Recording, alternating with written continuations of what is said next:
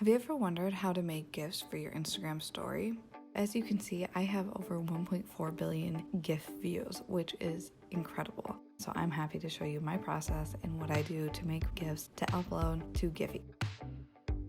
So the main things to remember with GIFs is that every layer is a new movement.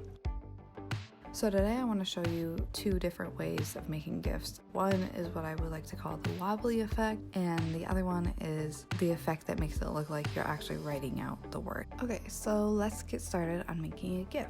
The first thing I do is I create a new canvas, and I do it at 8x10 with 300 dpi.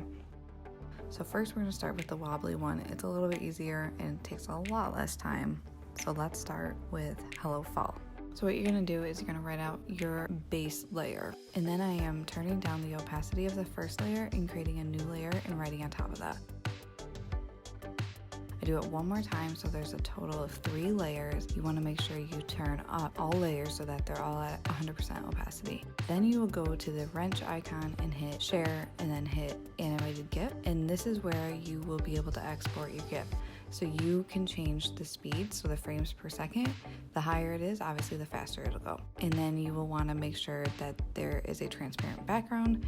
Then you'll hit export and send it to your computer and upload to Giphy from there. So now I want to show you the kind of writing effect. So you can see it looks like I just wrote this arrow, but in reality I made a bunch of layers. So what you're going to want to do is write out the word or whatever you want to make, and you're going to duplicate this a bunch of times. You're going to turn off all the layers except for the very first one.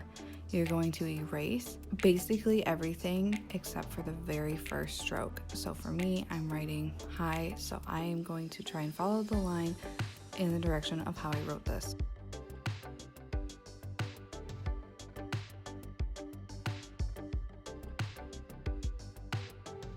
You can use the selection tool to delete a big chunk of text at a time instead of you having to use the eraser tool. This saves a lot of time, honestly. So I'm just going to repeat this process over and over. I'm going to make sure the new layers that I'm doing are kind of the same width so that it doesn't look like it slows down or speeds up really fast. So you kind of want to make all of your layers be the same size. And then at the end, it'll look like I wrote this.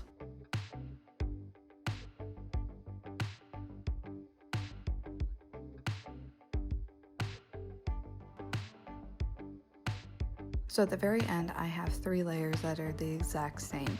What this does is it will kind of pause for a split second at the very end of the GIF, because it'll actually be going to the new frame, but since they're the exact same, it'll look like it paused at the end. So it kind of gives it a breather before it starts the loop over. So you can see here, it kind of pauses for a split second. So what you're actually going to want to do first before you export is to hit canvas and then crop and resize. You're going to want to crop this as close to the letters as possible, because if you bring this into Giphy when your canvas is so big but your words are so small, it'll kind of distort the GIF when you go to use it.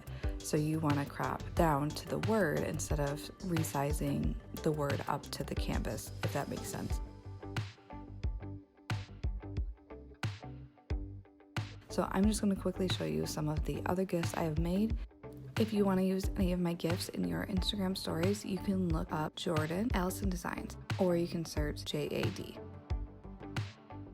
So I hope this tutorial helped. I know it can be a really confusing concept, but if you have any questions, let me know. I'd be happy to help you out.